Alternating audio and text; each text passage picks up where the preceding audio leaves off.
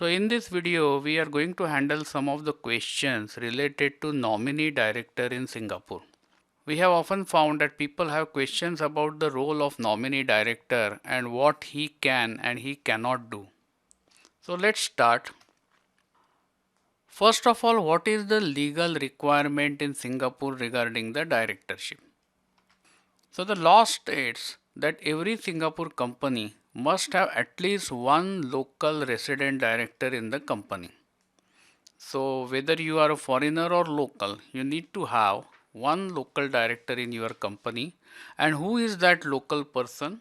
So that local director can be a Singapore citizen, or he can be a Singapore permanent resident. In addition to this, if a person has an employment pass or entry pass, then he can become the director of only that company which has sponsored his employment or entry pass. So in a way, employment pass holders and entry pass holders has a restriction that they cannot become director of any other company in Singapore, whereas that restriction does not apply to Singapore permanent residents and Singapore citizens.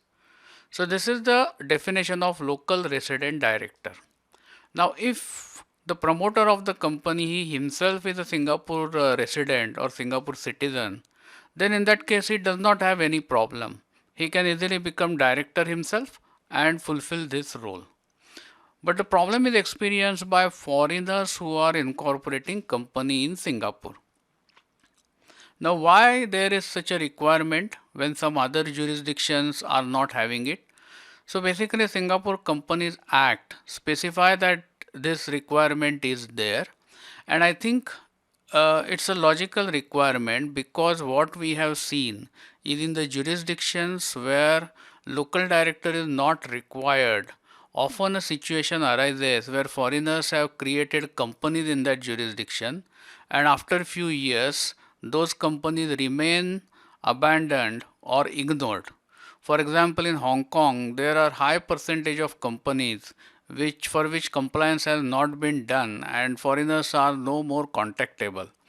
So the Accounting and Corporate Registration Authority of Hong Kong periodically issues the notices to strike off such companies.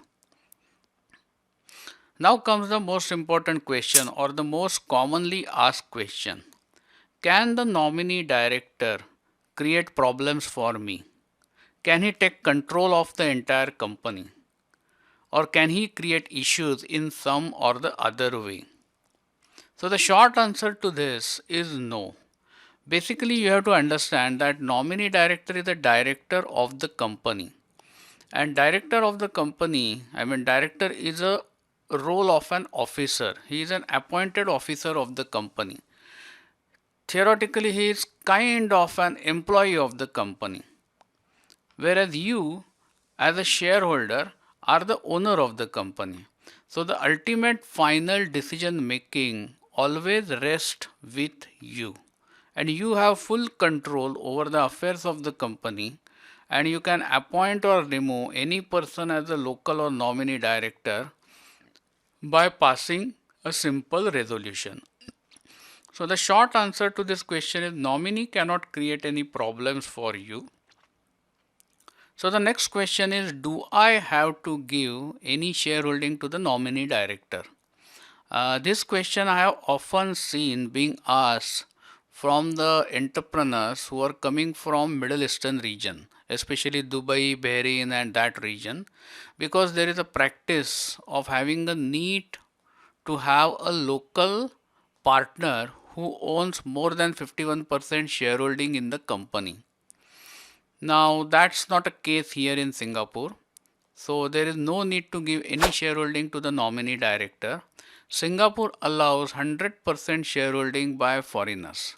So you as a foreigner shareholder can own 100% of the company shares and you don't have to give even a single share to the nominee director.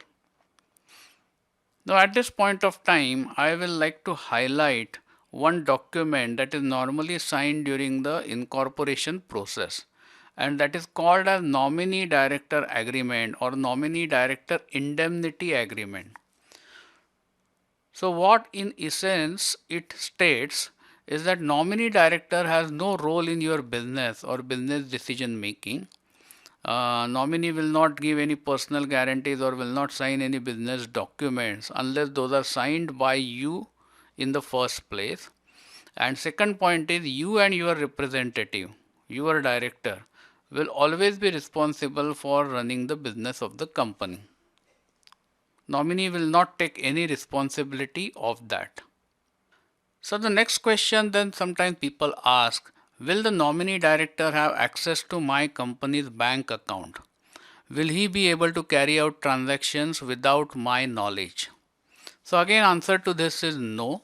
Nominee director will not have any access to your bank account. Nominees has a right to review your bank statement periodically, but that is only to ensure that company is being run in a bona fide way. He will never have any access or login rights to the bank account, and he will not be able to make any transactions on your behalf. And lastly, we come to the point of changing a nominee director or corporate secretarial firm.